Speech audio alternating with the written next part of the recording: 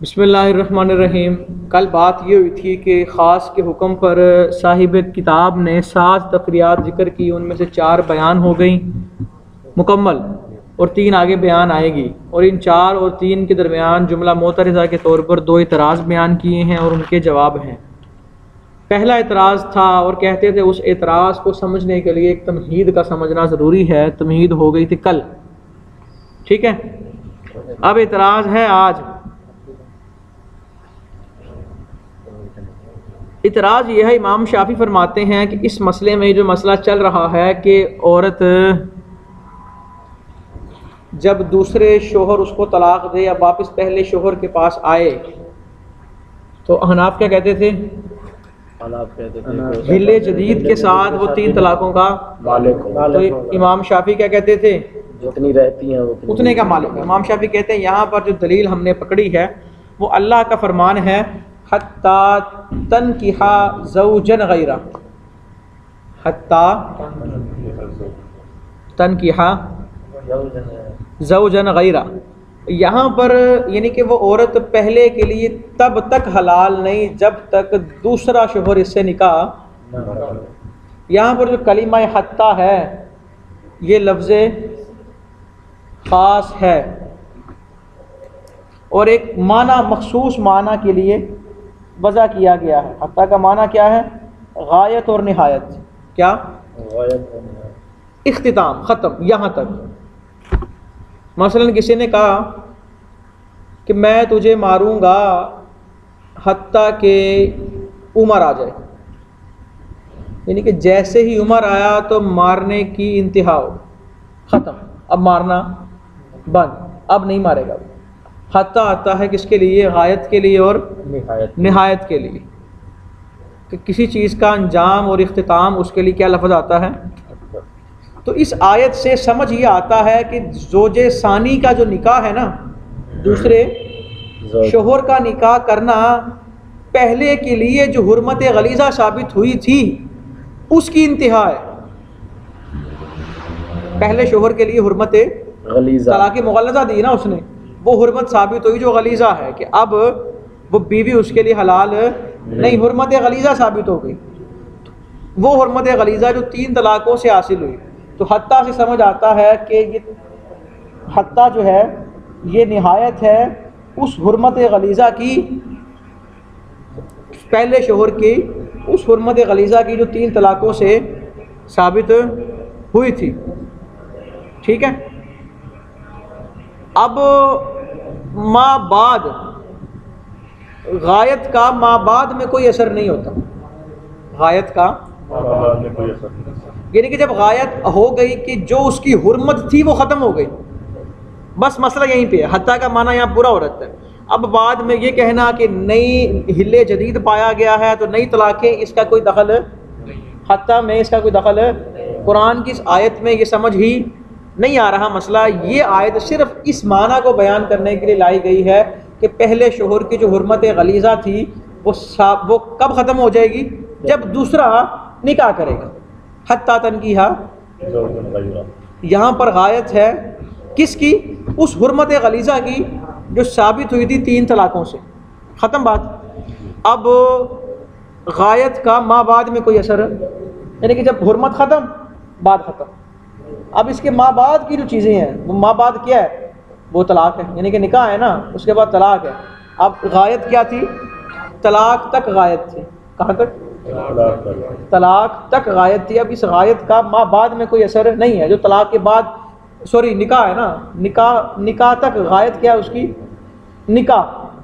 اب اس غایت کا ما بعد میں اثر نہیں ہے، اور نکاح کی طلاق نکاح کے بعد ہوتی ہے۔ اللہ رب العزت نے جو غایت بیان کی ہے وہ صرف اس بات کی انتہا ہے کہ اب پہلے شوہر کی جو حرمت غلیظہ ثابت ہوئی تھی وہ حرمت ختم ہو گئی، بس بات ختم، دوسرے نکاح کے ساتھ ہی، ہاں حرمت ختم ہو گئی۔ آیت کا تو مطلب یہ ہے۔ اور امام شافعی مزید کہتے ہیں کہ جب دوسرا شوہر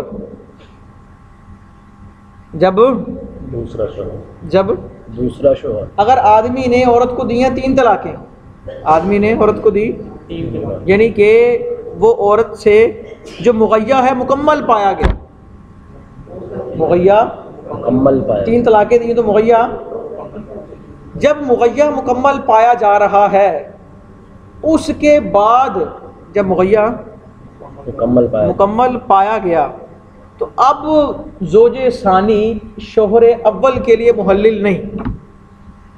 جب مغیّہ تین مغیّہ کا مطلب یہاں پہ تین طلاقیں ہیں. جب تین طلاقیں مکمل ہو گئیں مغیّہ جب مغیّہ مکمل ہے تو اب زوج ثانی زوج اول کے لیے محلل نہیں. تو جہاں پر مغیّہ ناقص ہو وہاں تو بدرجہ اولا محلل نہیں ہوگا.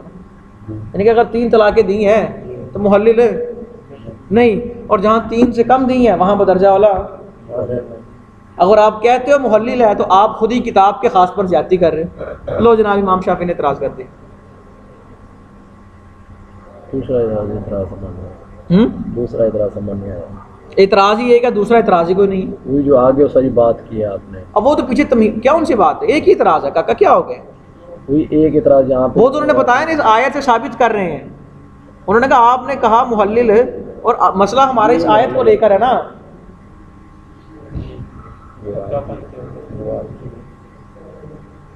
اور مغیّہ کہتے ہیں جس چیز کی مغیّہ کسے کہتے ہیں جس کی انتہا جس چیز کی غایت بیان کی جائے. تو غایت کس چیز کی بیان کی جا رہی ہے؟ وہ جو تین طلاقوں سے پیدا ہوا ہے. جب مغیّہ مکمل تھا تین طلاقیں, مغیّہ مکمل تین طلاقیں, اور اب غایت کے بعد حل جدید ثابت نہیں ہو رہا. جب مغیّہ مکمل تھا اور جب مغیّہ ناقص ہے تو اب غایت کے بعد حل جدید بدرجہ اولا ثابت نہیں ہوگا. حلالہ صحیح چخا اور حلالہ تو ہو رہا ہے نا, حلال تو ہو رہی ہے, لیکن حل جدید کے ساتھ ہم کہتے ہیں حل جدید کے ساتھ حلال ہوئی ہے. امام شافعی کہتے ہیں حل جدید نہیں, وہی پرانی حلت پر حلال ہوئی ہے. باقی کتنے طلاقیں ہوتی ہیں ہم کہتے ہیں بچہ ٹھیک ہے. نہیں سمجھ رہے ادھر چولہے چلا اعتراض سمجھ آ گیا.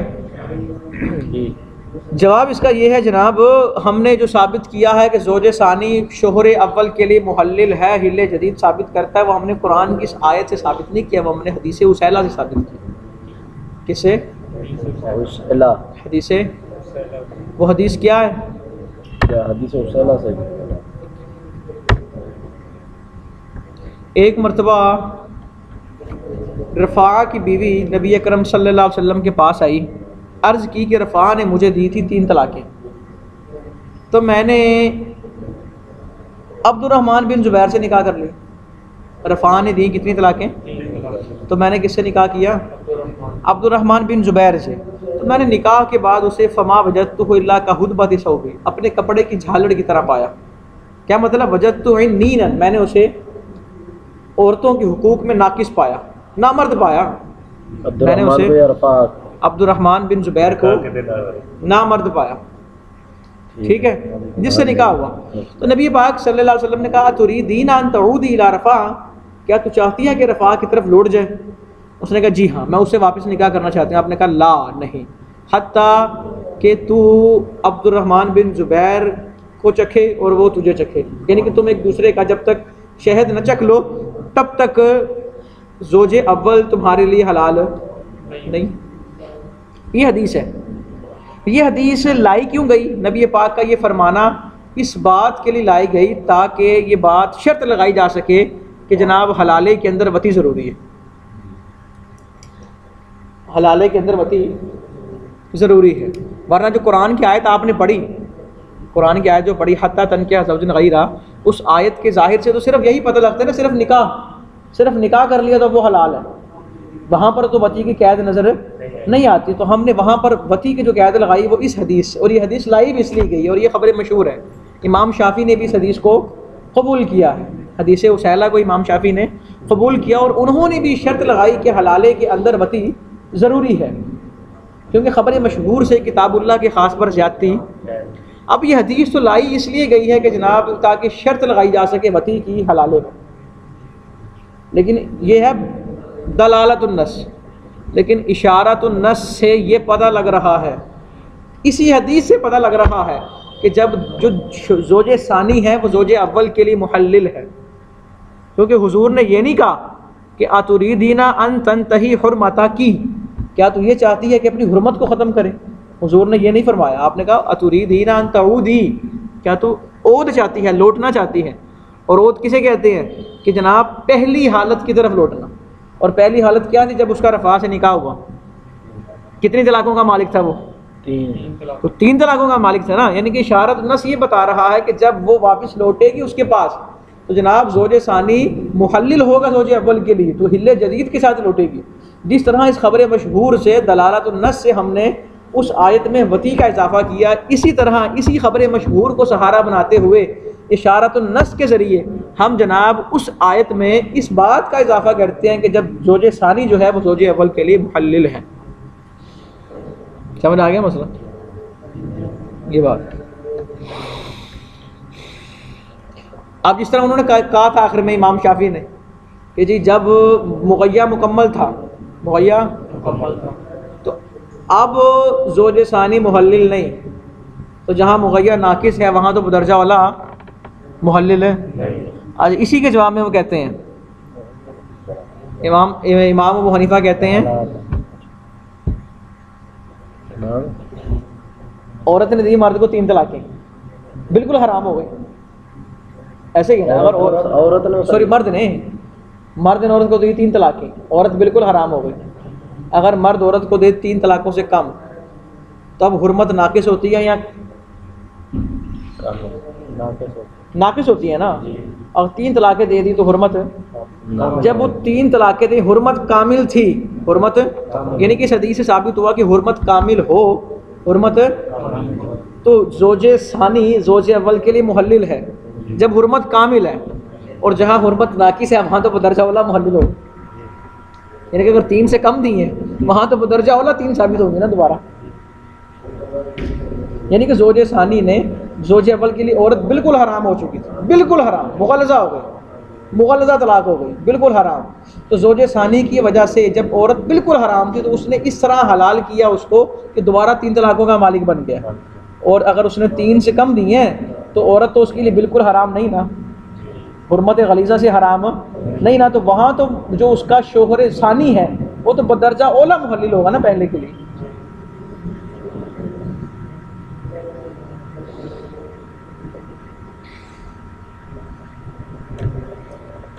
دیکھو جی مسئلہ ترجمہ دیکھو.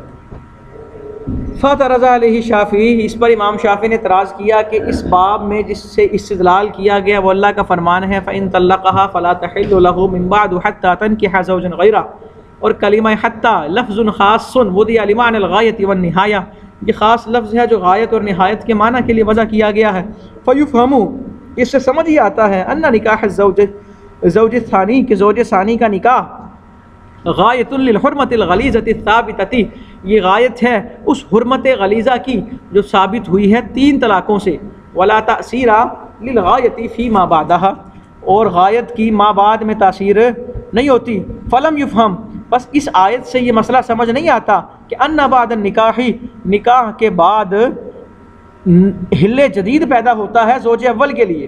اگر ہم یہ بات کہیں ففی ھذا، اگر یہ بات مان لیں تو یہاں پر ابطالو موجب الخاصی، تو خاص کا موجب باطل ہو رہا ہے، وہ حتیٰ ہے. وہ کیا ہے؟ حتیٰ.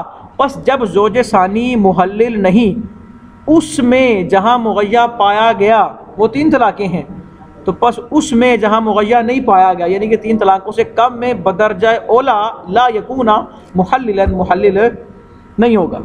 فلا یکون زوج ثانی محللا ایاها للزوج الاول بحل جدید، پس زوج ثانی زوج اول کے لیے حل جدید کے ساتھ محلل نہیں ہوگا. فیقول المصنف فی جوابہ من جانب ابی حنیفہ، پس مصنف نے امام ابو حنیفہ کی طرف سے امام شافعی کے جواب میں کہا ان کون الزوج الثانی محللا ایاها للزوج الاول، ہم نے یہ جو کہا ہے کہ زوج ثانی زوج اول کے لیے محلل ہے، انما نثبتہ بحدیث العسیلہ، ہم نے اسے حدیث عسیلہ سے استدلال کیا ہے.